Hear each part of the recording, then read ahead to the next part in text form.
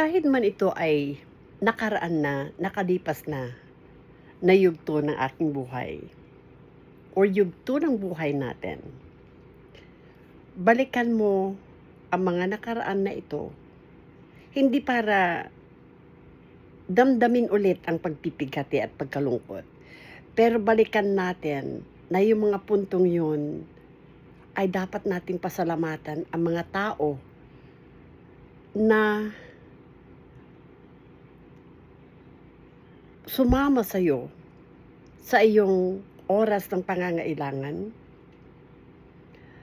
Yung mga tao na nagbigay ng liwanag, nagbigay ng ilaw sa iyong kaisipan, sa iyong puso at saka sa iyong damdamin. Na kung hindi sa kanilang pag-ilaw sa iyo, ay maaaring ikaw ay na wala sa landas. Kung hindi dahil sa kanila, wala sigurong nagbigay ng liwanag sa iyong kaisipan. At mas nakagawa ka siguro ng pagkakamali kung wala yung mga taong yan. Kaya salamat.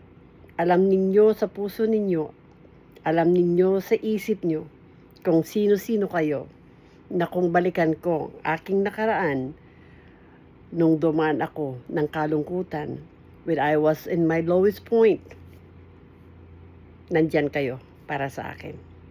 Kaya maraming salamat sa inyo. Saludong-saludo ako sa inyong kabaitan. Saludong-saludo ako sa inyong nagawa na pagbibigay liwanag sa aking puso at damdamin. Salamat muli.